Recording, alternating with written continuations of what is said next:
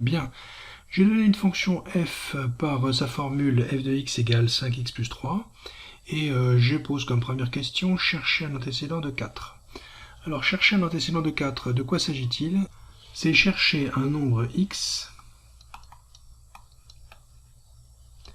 tel que f de x égale 4. Quel x choisir? C'est toute la question. Puisqu'on connaît la formule de f de x, on va l'utiliser. Je vais remplacer f de x par 5x plus 3. On nous l'a bien dit ici, hein, f de x égale 5x plus 3. Et donc on veut que ce soit égal à 4.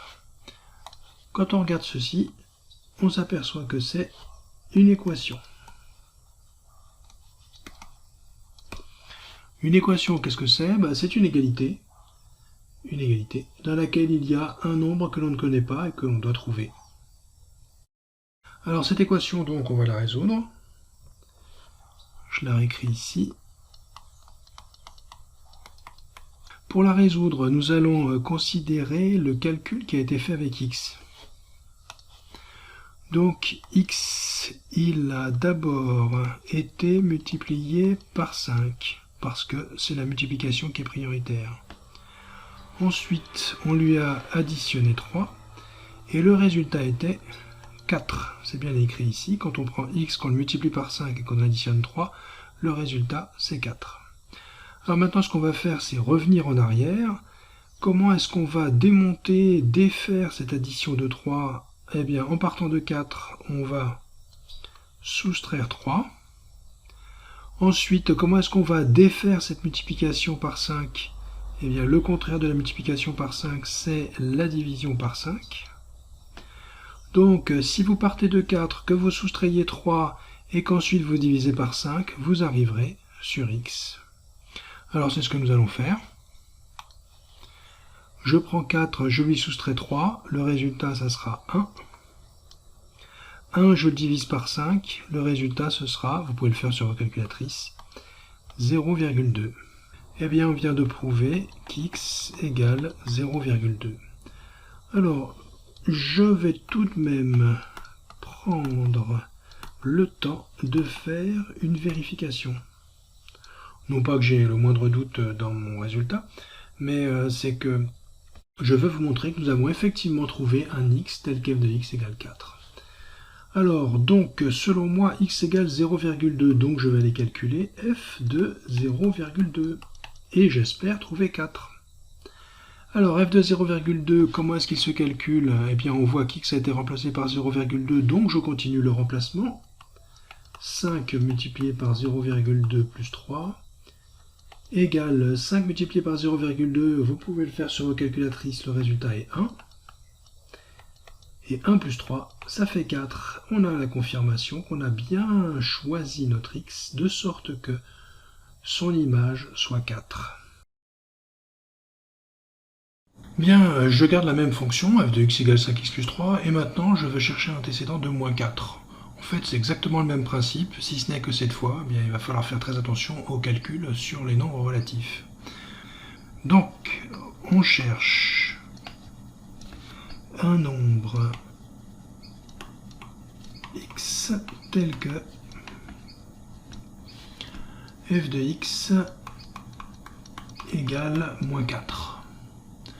Alors, comme tout à l'heure, je sais qu'f de x c'est 5x plus 3. Je veux que ce soit égal à moins 4.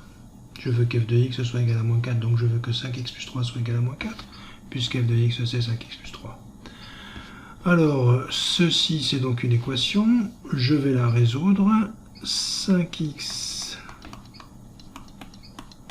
plus 3 égale moins 4.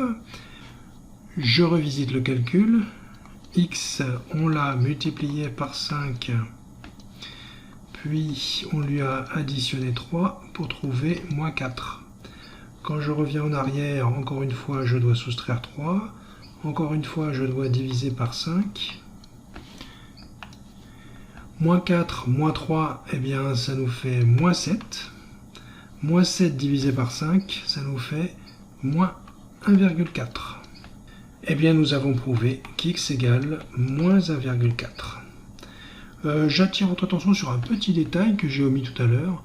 On nous a demandé de chercher un antécédent de moins 4 parce qu'en général, dans les fonctions, il est possible qu'il y ait plusieurs antécédents. C'est pour ça qu'on a dit 1 au sens de 1 parmi d'autres. Mais en fait, avec notre travail, on voit clairement qu'il n'y a qu'un seul antécédent à moins 4, c'est moins 1,4. Pour vous convaincre, je vais quand même faire la vérification. Alors, je dois calculer f de mon x, c'est-à-dire moins 1,4, et espérer trouver moins 4. Et bien donc je calcule 5 multiplié par moins 1,4 plus 3. J'espère que ça va être égal à moins 4. Donc je le calcule, ça me fait 5 fois moins 1,4, vous pouvez prendre votre calculatrice, le résultat est moins 7. Moins 7 plus 3, moins 4.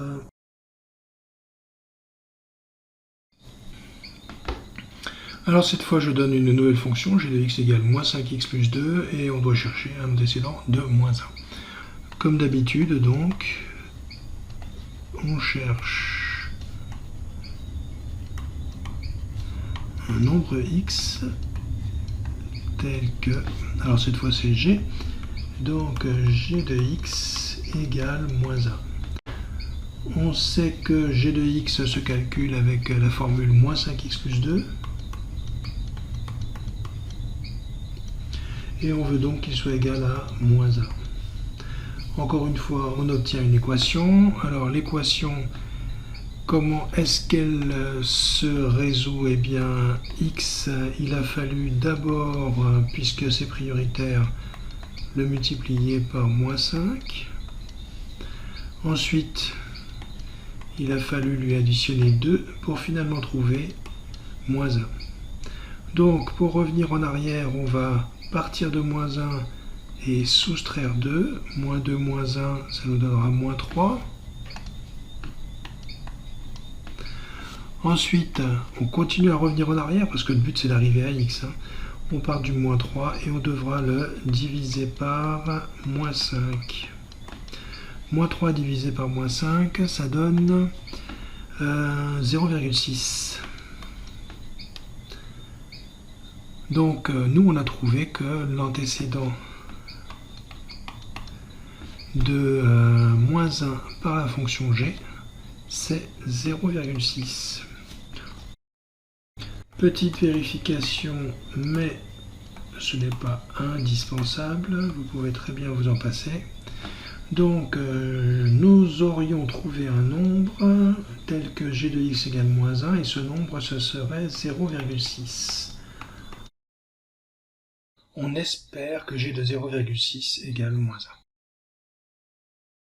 Donc on calcule g de 0,6. Alors pour calculer g de 0,6, il suffit de remplacer x par 0,6. Je fais le remplacement.